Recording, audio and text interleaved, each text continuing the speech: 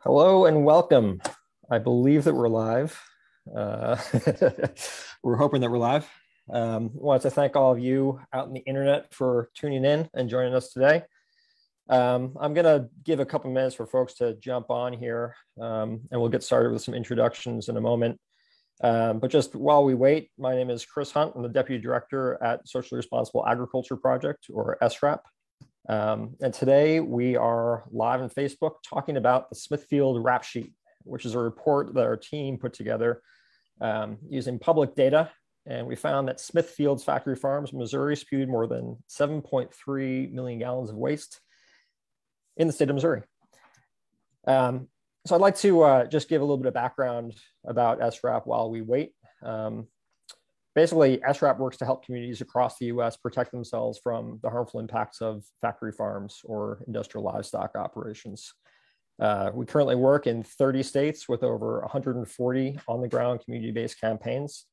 And through education, advocacy, and community organizing, we help people to protect public health, environmental quality, and local economies from the damage and impacts of factory farms, and to advocate for a socially responsible food future.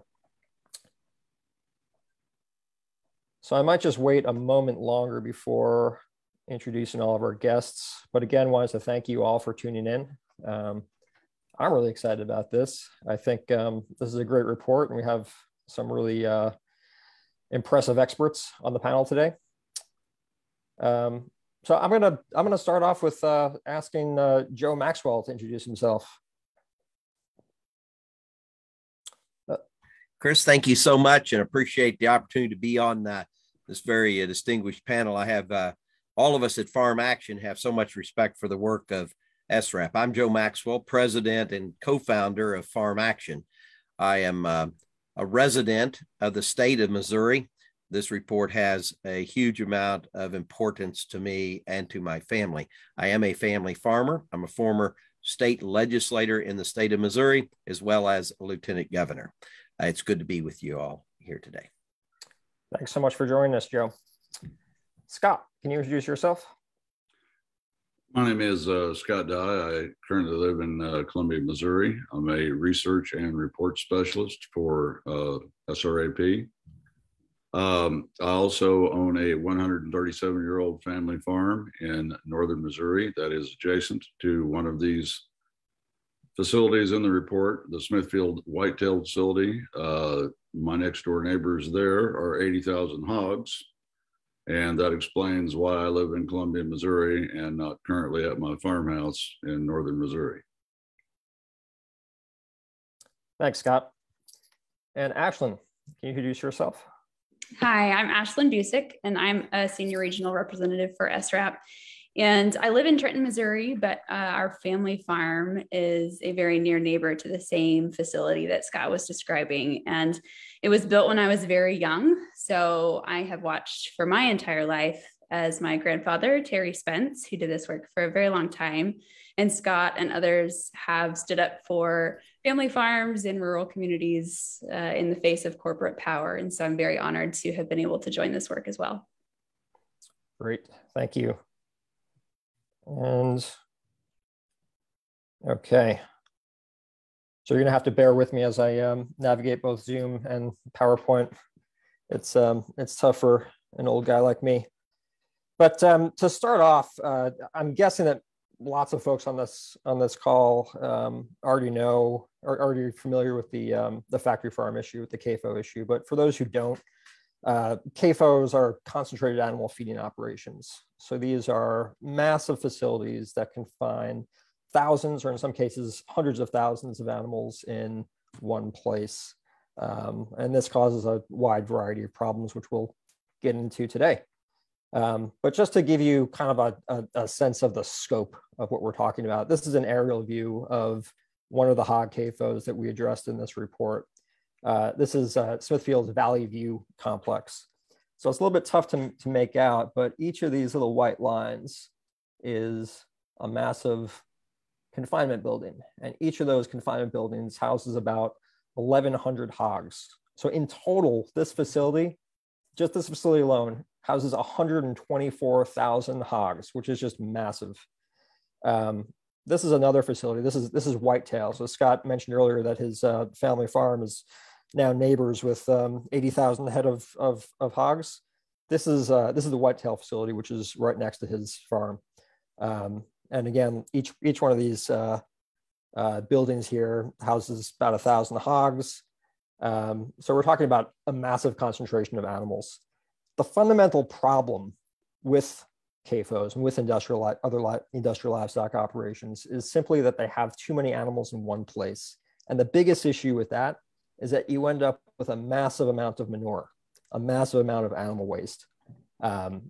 Ordinarily with small traditional farms, waste is used as a valuable resource. It's used as a fertilizer. But when you have this many animals in one place, it becomes a problem. It becomes a liability because there's simply too much waste for the land to absorb properly.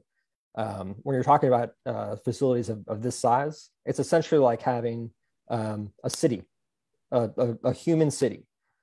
But with a human city, you would have a sewage treatment facility that would treat all the waste and make sure that it doesn't become a problem. In a factory farm, you have, and I'm not sure if you can see my pointer here, but there's a black square on the left side of this screen. That's what's called a manure lagoon. So basically what they do is they take all the waste from these 80,000 hogs and they stick it in this hole in the ground. What could possibly go wrong? Well, we found in this report that a lot went wrong. So what Scott did, helped, and with the assistance of Donald Hutchinson, who's not on this call, but who also helped with the research, was we reviewed 30 years of Missouri Department of Natural Resource, or DNR, records to find all the spills that occurred at these 21 hog CAFOs owned by Smithfield in the state of Missouri. Now, these facilities were originally built in the early 90s by Premium Standard Farms and Continental Grain. And then about 15 years ago, Smithfield bought them. And we found that over the 30-year history, they had 748 reported spills with a total volume of 7.3 million gallons of waste, plus another 156 spills with volumes that were just unknown. So to me, 7.3 million gallons is just an absurd figure, and I can't even wrap my head around it. If you break that down for just the 15 years under Smithfield, it was about 300,000 gallons of waste per year spilled, which breaks down to 34 gallons an hour. So 34 gallons an hour of spills every hour for 15 years, which is just, well, fairly absurd. So I'm going to now turn it over to Scott to talk about how this report came to be. Why did we undertake this report? Thanks, Chris. In April of 2021, a little over a year ago, our Missouri DNR made an attempt to modify the permits for the 11 largest of the 21 facilities that are detailed in the rap sheet report. Their intent was to move them from what are known as site-specific permits, operating permits, that have fairly good stringent regulations, parameters that they have to meet in it. And they were trying to move them to what's called a general permit, which under DNR's regulatory scheme is by far and away the permit that affords the least oversight and regulation. So at that point, we decided to challenge these permits and began compiling a 30-year history, as Chris said, of all 21 of these CAFOs from 1991 to 2021. Ultimately, SRAP, with a lot of help from Missouri, our Missouri allies, community folks who are fighting CAFOs all over the state, and other statewide groups, we were able to beat back this attempt to essentially gut regulation on the largest of these facilities in the state. And as Chris said, these are truly massive. There's why you see the large numbers on the number of spills and the amount of gallons. Having done that, we decided to go ahead and continue our research and just to really take a look at the entire thing from cradle to current, so to speak, and look at just, we knew it was bad. We knew it was bad from having done this research in pieces over the years, but we decided to take a look at the whole thing. And several thousand pages of review later, we've been able to put the rap sheet together that you see today. Can you talk a little bit about what the process of actually putting together that rap sheet was? Yeah, you have to reach out to your state agency and do what's called an open records request, also called a Freedom of Information request. In Missouri, we have a specific law for these called the Sunshine Law. In other words, you ask to see state files, and then you can go in and review them. You can ask them to copy them. They usually charge you about 25 cents a page. This is a tool that anybody that wants to do research in a state agency should have. This is a wand scanner. These things sell for about $25 or $30, and it's very simple. They run on AA batteries. You just simply put it down on the piece of paper, push this button, drag it slowly across the page, and you'll get a copy just as clear as if you ran it through a copy machine. That saves the cost of 25 cents a page.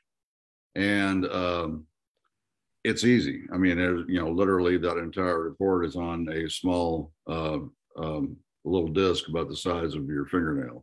So I won't get into a lot of the details about how to do this. You have to write a very specific letter to your state agency stating what you want, making clear that it is an open records request. You'll want to direct that to, it could be the FOIA officer, Freedom of Information Act officer. Sometimes they're called custodians of record, public response officer. Anyway, we can help. If folks are interested in doing this, we can certainly help with some templates that we have already created in certain states. One thing you'll want to do too that we did is ask for a fee waiver. And a fee waiver means that the agency can't charge you. Obviously, they can't charge you for using a wand scanner like this because it's taking up none of their time, none of their copying machine, anything else. But you want to ask for a fee waiver because they can charge you for clerical time to put the records together for you to review, things like that. The most important thing is just to make sure you have a good solid letter. Keep your, don't be overly broad in your request, and try to be clear about what you want. And then try to form a personal relationship with who that custodian of record is. And so they're clear about what you want and what you want to review. And generally speaking, whether agencies like it or not, it is the law in every state that these are publicly available files. I want to reemphasize what Chris said. There's nothing in the rap sheet that's been made up. This is strictly a dissertation of 30 years of DNR data that they have written down. So this is something that anybody can do. I really want to emphasize that if this is something you really want to look at, a specific facility or several facilities, drop us a note at our helpline or give us a call at our helpline, and we'll try to help walk you through the process. All it takes is a will and a wand scanner, right? A will and a wand scanner and a lot of time. Yep. So I want to share this piece of the report too, which I neglected to mention earlier. As kind of a companion to the report, we created this map of all the facilities that are covered within the report.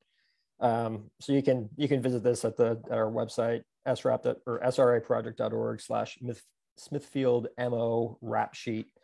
And there's a link to this there. You can explore it. You can find distances to facilities. So you can see here that if you're up near Overlook and Hedgewood, you're within a 3-mile radius of several different facilities, which is obviously not great. So this is my favorite page from the report, and it's probably not most people's favorite page because it's an overwhelming conglomeration of numbers, but these are all the actual spill data that we uncovered.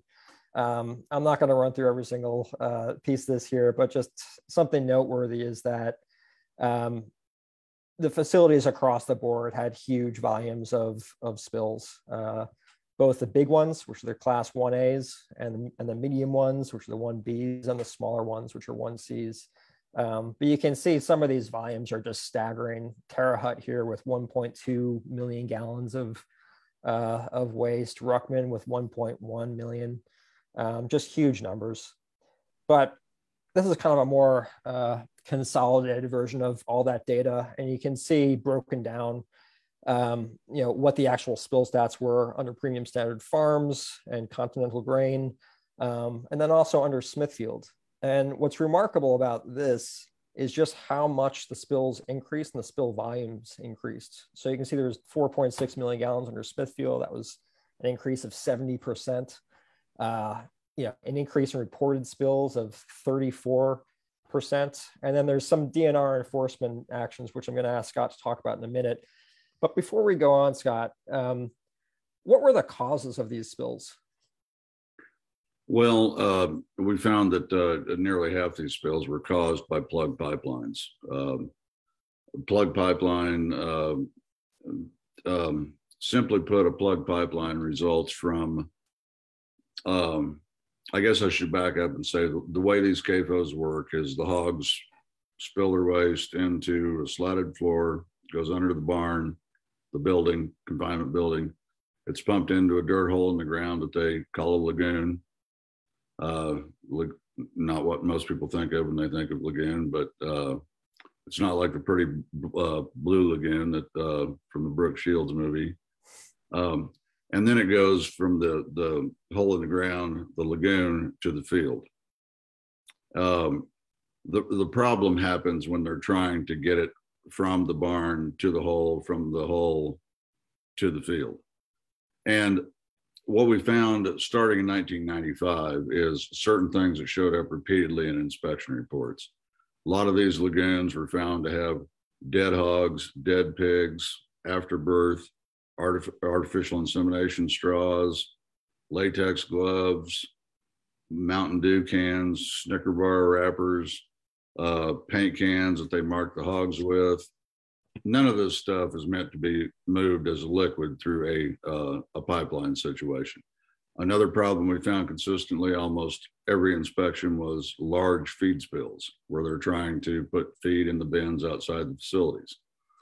When you take ground feed, you get it wet and it dries out, it becomes literally hard as a brick. And so when that gets into the system as well, that can cause broken pipelines and spills. And then another consistent problem that we found was erosion, which is a serious concern because that can cut into the walls or berms, as they're called, of their waste storage structure lagoons.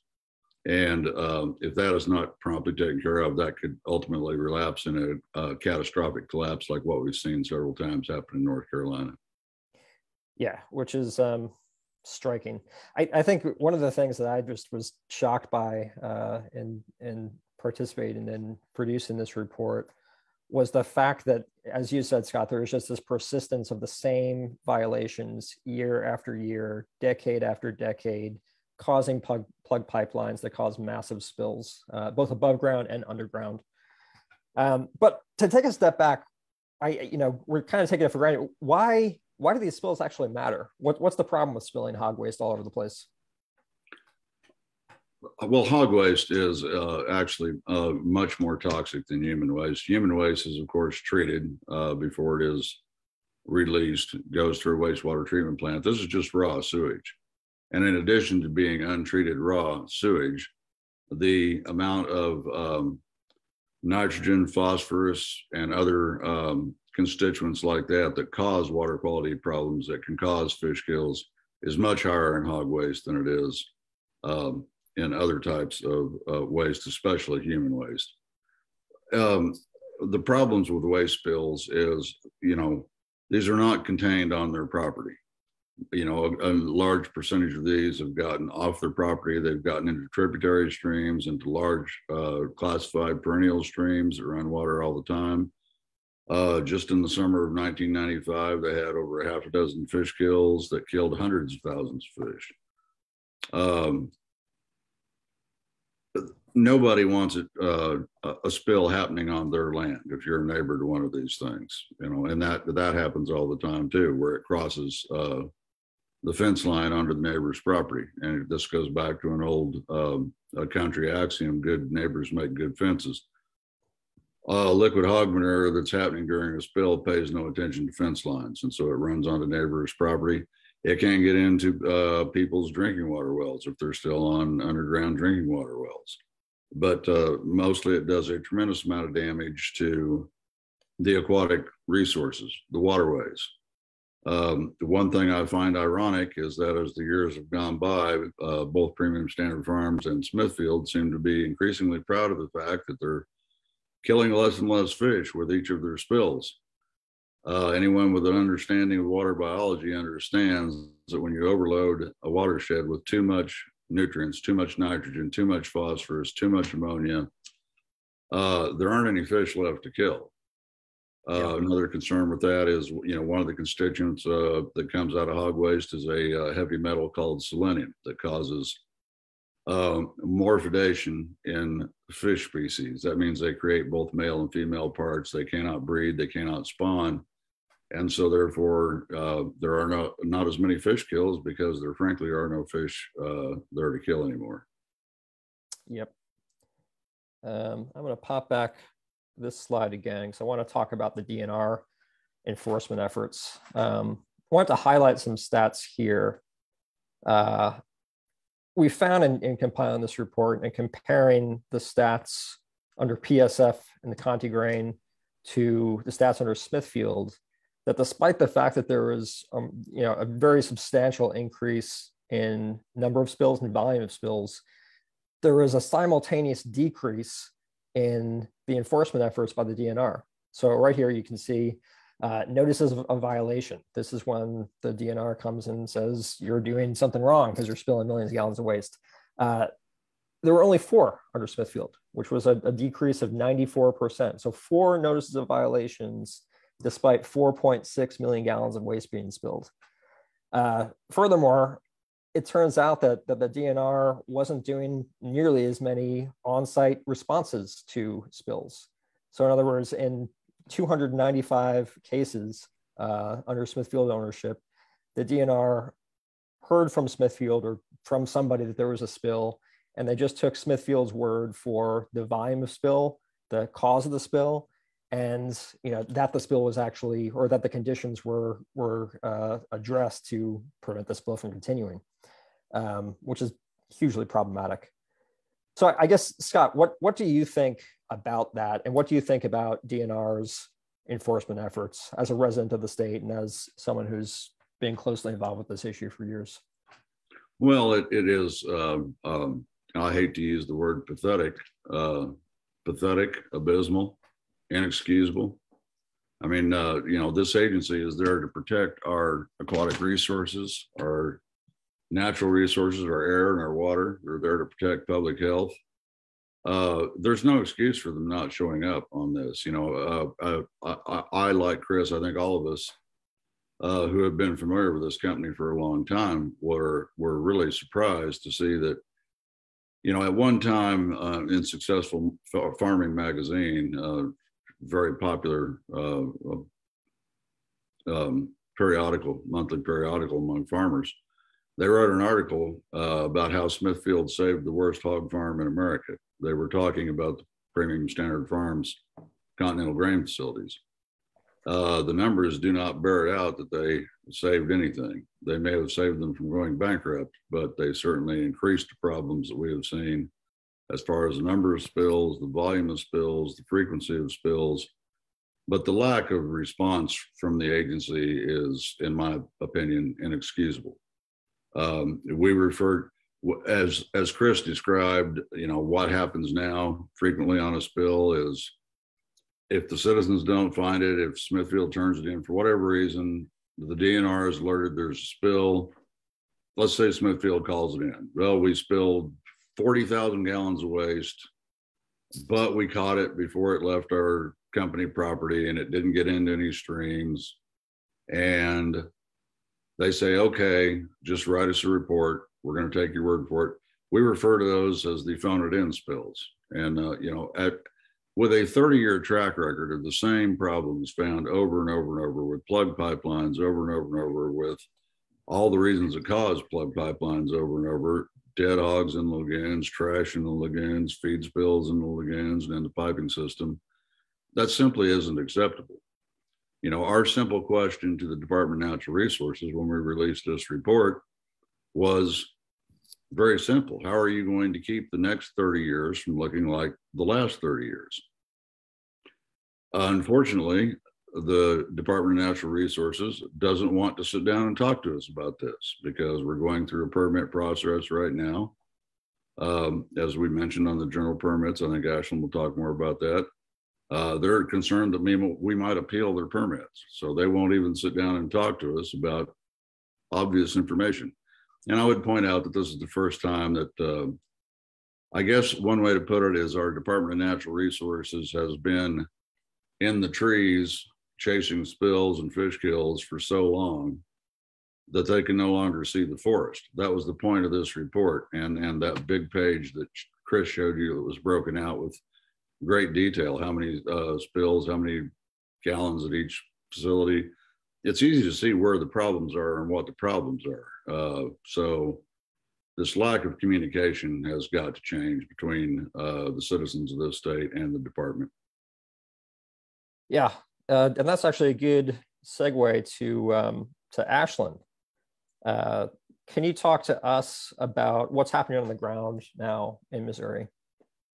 Sure. So the presence of these facilities and also the proliferation of CAFOs in Missouri that followed has generated a great deal of public awareness and engagement on this subject.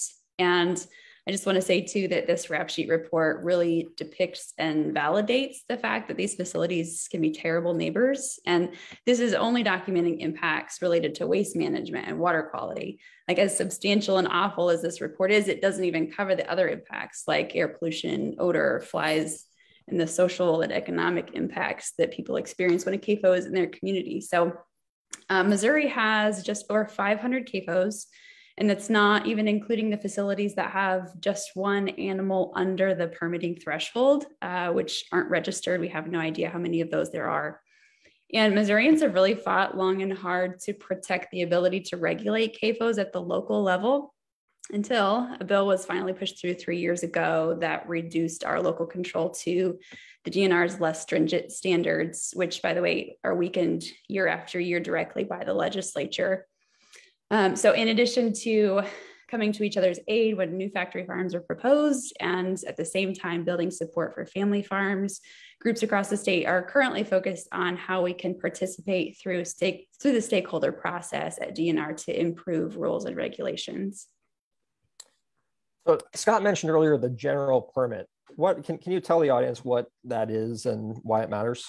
Right. This is something that we're putting a great deal of effort into right now. The general permit renewal happens every 5 years. Basically, the general permits are templates so that the agency can streamline the process for approving CAFO applications, and all the same rules apply to most of the facilities. Well, I think he mentioned before the site-specific permits, like what these largest Smithfield operations have, those are reserved for the larger and more sensitively located operations. So these permits outline how a facility is expected to operate in terms of managing its waste, as well as the monitoring and reporting requirements they have to submit to the agency.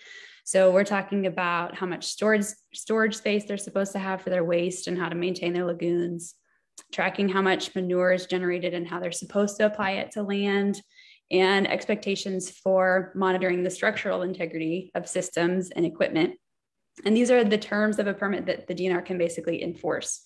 But they're also important because they indirectly determine what records will be available for public records requests. And ultimately, as you see from this report, the neighbors and concerned residents are the ones who truly end up holding these facilities accountable for their actions. The DNR isn't compiling cumulative impact reports. That's up to the public. So we want to make sure that they have as much access to information about the facility's waste management as possible. Yeah, I think that's such a hugely important point. Without transparency and access to data, we wouldn't have been able to pull this together. And it's also, you touch on another really important point too, in that while this information is publicly available, it's not easily available, and it's also not compiled in such a way that you can see the scope of the problem. It takes someone with a wand scanner and a dream and and some real dedication to sit down and literally spend hours and hours and hours scanning documents and then reading through them and then plugging them into spreadsheets and doing the math. But tell me more about the general permit process and the input that that the public can have on it. Yeah, so right now we're in the middle of the stakeholder meeting process where the DNR is open to feedback about what the draft general permits should include. And we actually have a meeting tomorrow, which if we can include this in the chat, that would be great. You can actually attend this meeting virtually tomorrow. And there's a link on the DNR's website to do that. But we are seeing some positive results from these conversations so far, and particularly in response to some of the concerns that the rap sheet has brought to light about how CAFOs can fail to live up to their permits. And then after these meetings, a draft of the general permits will be publicly posted and available for additional comments before being finalized.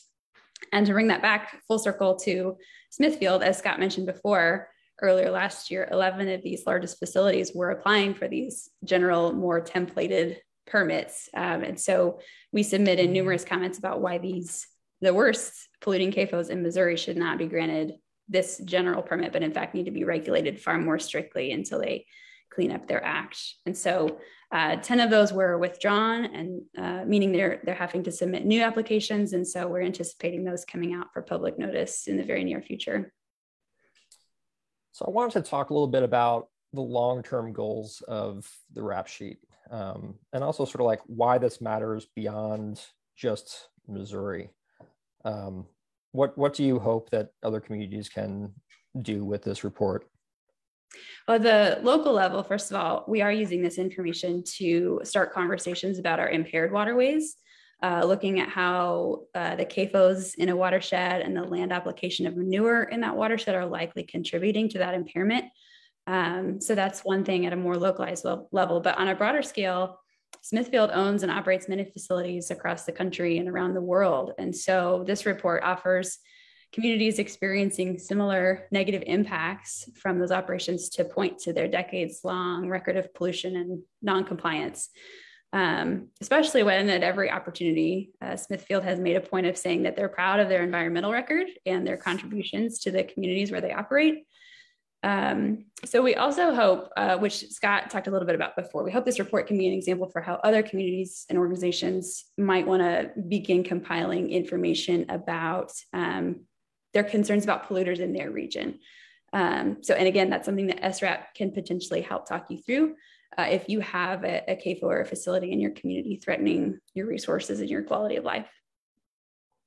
Yeah, that's great. And I think it's worth noting, you said that Smithfield touts its environmental record. Reuters covered the publication of this report, and they went to Smithfield for a comment, and Smithfield's spokesperson said that that Smithfield is proud of its environmental record in the state of Missouri, which is just kind of mind-boggling when you look at those stats that we have here. So thank you, Ashlen. And Joe, we are thrilled to have you today. Great to have your expertise. You have a long history in politics and policy within the state of Missouri. So really, really glad to have your kind of big picture landscape view here. How did CAFOs end up coming to Missouri in the first place? How did this start? Well, it's not the proudest moment in Missouri's history that Missouri has become known. I want to congratulate SRAP for this report and Scott and Ashlen for all of their work in the state as well as in the region. I know their work in the communities throughout the Midwest, and it's greatly appreciated. But Missouri became the home of really the modern day industrial animal agricultural production as it relates to swine production through premium standard farms and the creation of this facility.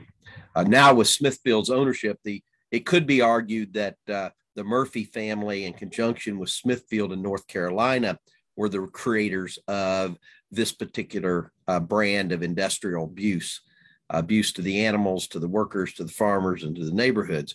But I would tip my hat to Mr. Gordon and Mr. Harms in the development of premium standard farms. And it was political power and political clout that brought premium standard farms to the state of Missouri. Iowa, one of the largest CAFO producers in the country, for largest in eggs and pigs and elsewhere, the governor there told them to get out because of what the communities rose up and pointed to the abuses that they knew would be coming. And so if you take Iowa and see it's one of the leaders, is the leader on concentrated animal production as it relates to swine and eggs, and for them to throw them out should have been an indicator to the state of Missouri. But then Governor Ashcroft opened his arms up and embraced them and welcomed them, along with the community of Princeton, the hometown of Missouri, where they're located.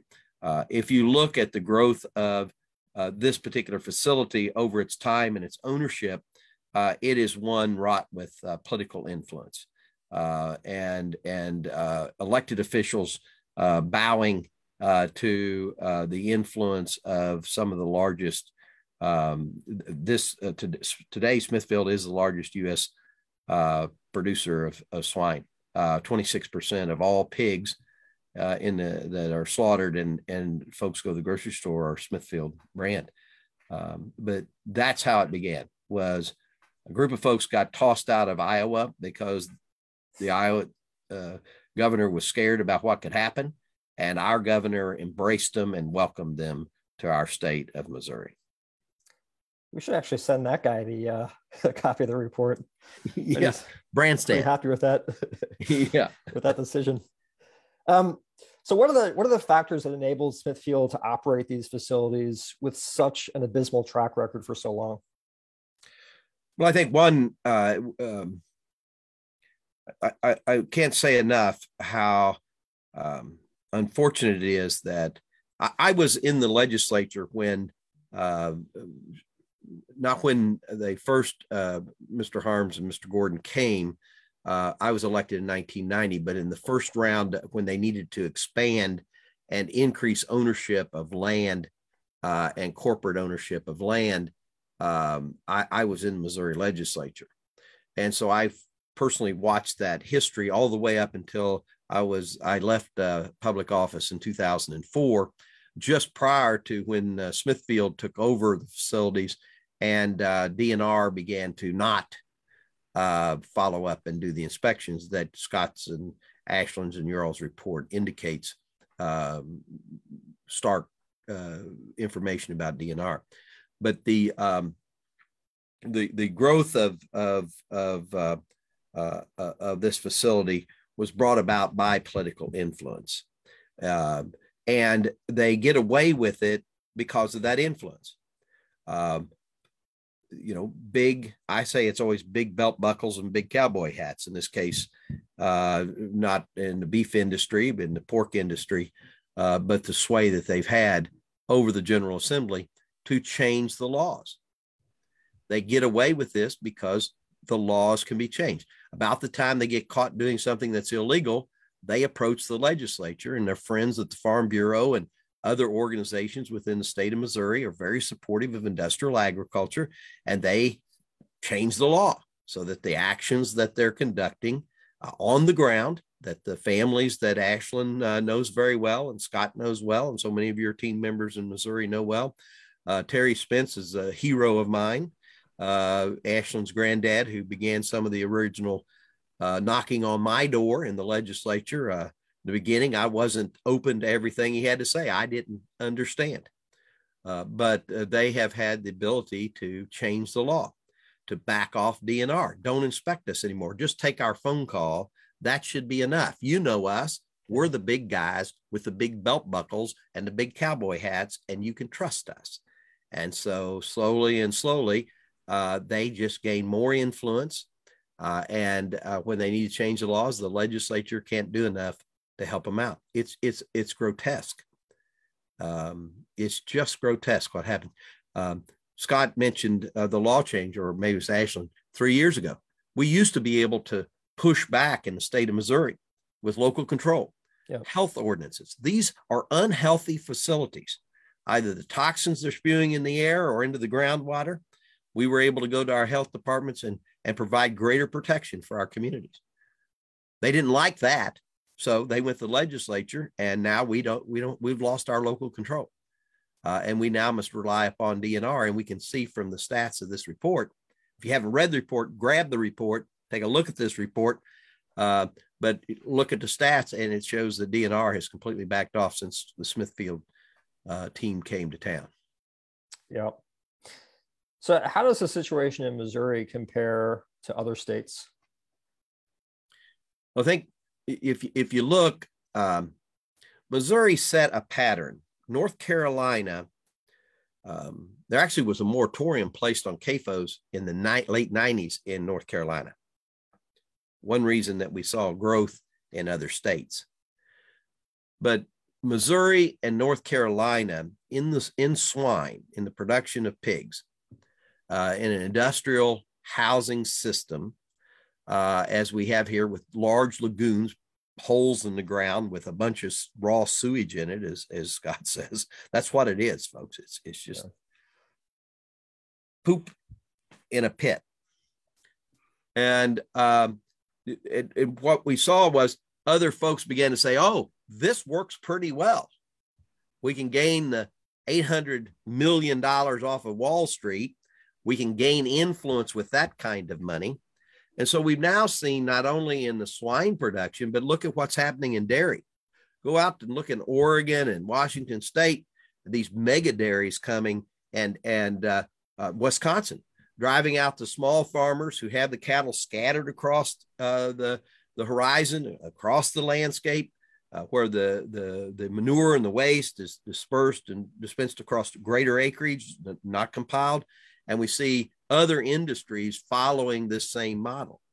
So Missouri, unfortunately, it's a true shame that our history history will show that we helped advance industrial agriculture, not only within swine production, but within other agriculture production as well. Thank you. You have to remember one of the owners of Freedom Stand Farm, one of the co-founders, came off of Wall Street. It's significant to understand that Wall Street had not seen the worth of agriculture when family farmers and independent men and women are raising our food. But when folks like Gordon and Harms came in, they convinced Wall Street that agriculture was a place they could make money. And if money is the driving force of agriculture, you're going to have these environmental abuses.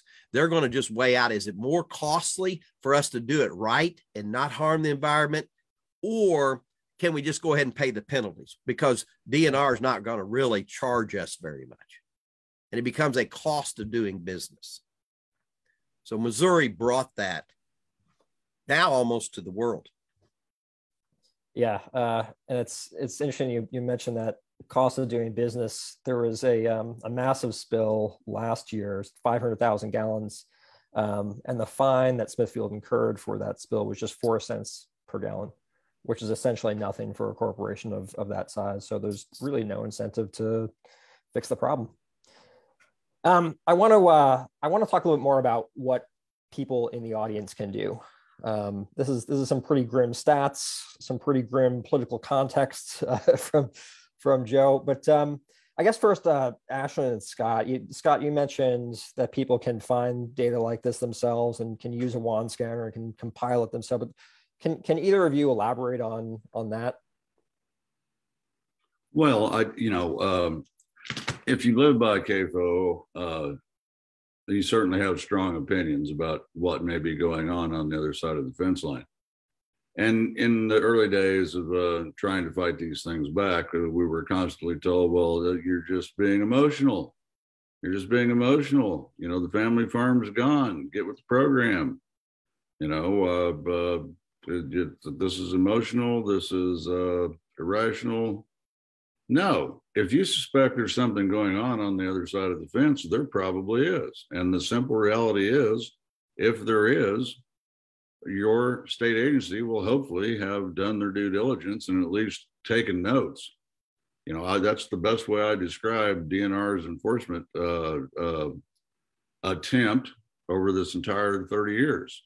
They took 30 years of fairly detailed notes while crap continued to pour into our streams, into our rivers, into our lakes, and onto neighboring properties. So empower yourself with the knowledge. The knowledge is there in the state agencies about, you know, whatever CAFO is across the street from you. Go find out exactly what you can find out about it. You'll be horrified at some of the things that you will find. But that's one way to take your power back is, you know, don't let them say, oh, you're emotional. Oh, you know, you're just have this warm, fuzzy feeling of saving the family farm.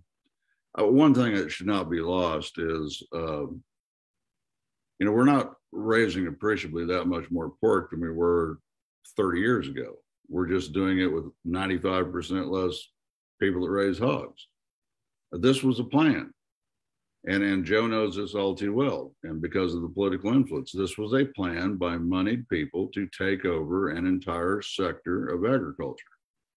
They did this with poultry, with chickens and turkeys decades ago. Mr. Tyson's neighborhood. And they made up their mind they were going to do the same thing with hogs. And they did. And they have successfully so far. But that doesn't mean all things are lost. You know, one of our team members and other many people that we know are still doing this the right way. They're still raising pigs on pasture in hoop houses, letting them have their normal behaviors where they're not trapped in cages.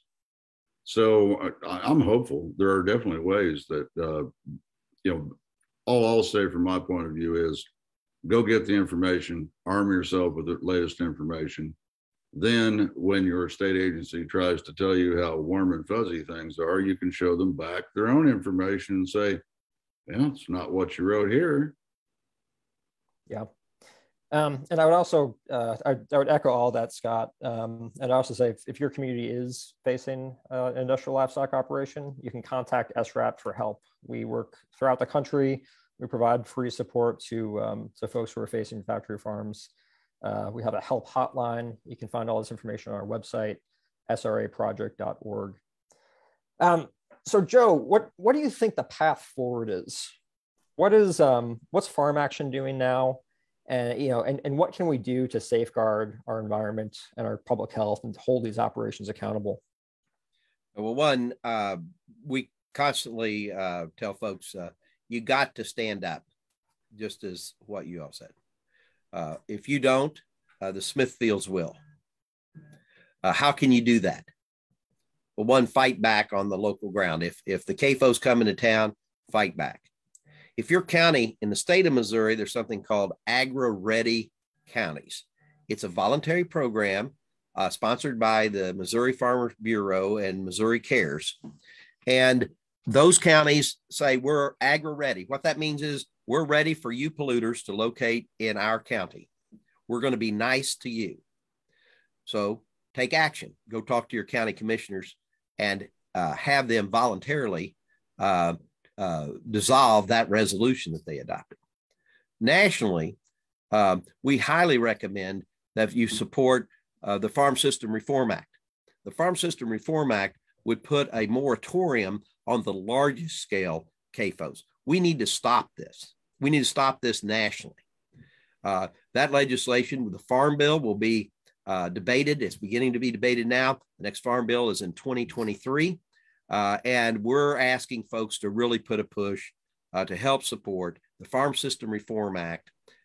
And let's get it into the next Farm Bill, and let's stop the insanity. Let's stop the polluters.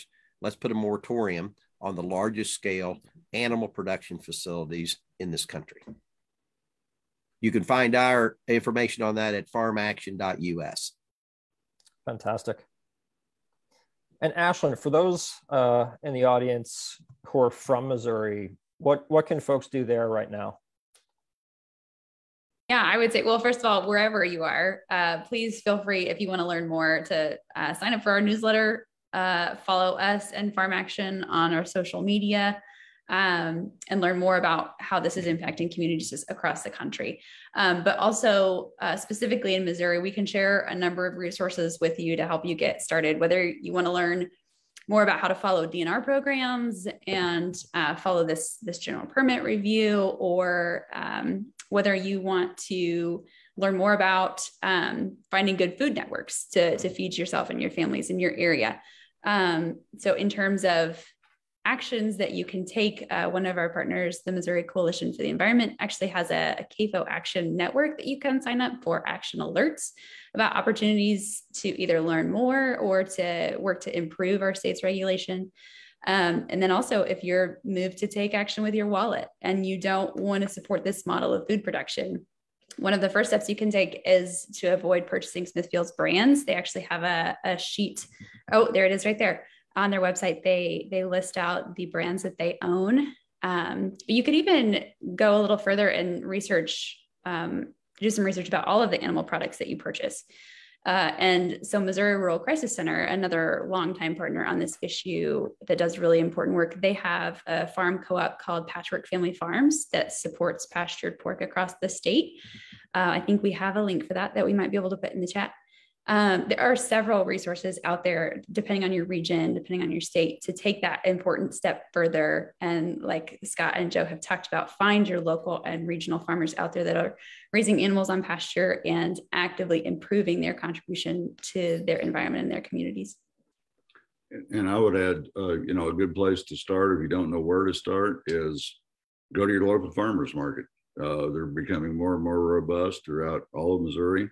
That's a great place to meet a local farmer and to build a relationship. And that's really what we're talking about, is building a relationship with a farmer, to where if you choose to eat meat, you know who raised it, how it was raised, whether it was tortured before it was killed, as these are in hog factories. Vegetables, they'll work with you. I mean, it's an outstanding place to meet not only like-minded people that think like you do about the way rural America and food production should be, but to actually connect with some of those people and establish long-term relationships. Great.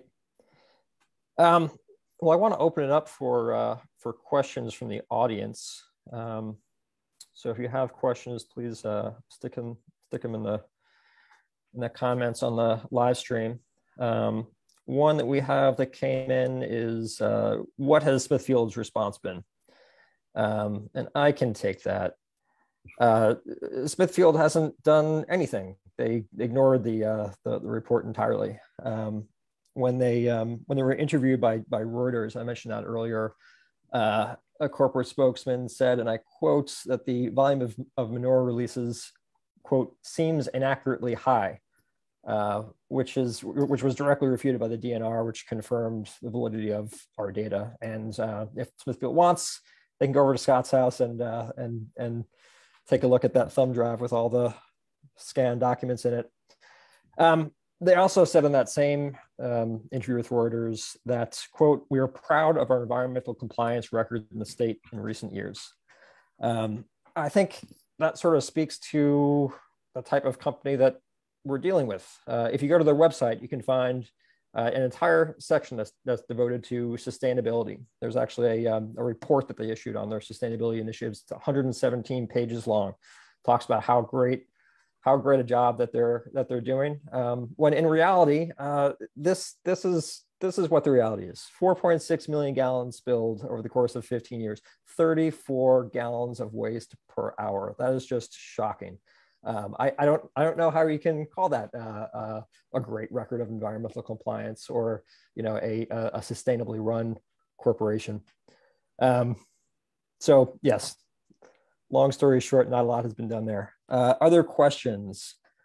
Sandy from Oregon writes, are the number of hogs or other livestock increasing or decreasing over the past 20 years? Any takers for that one? The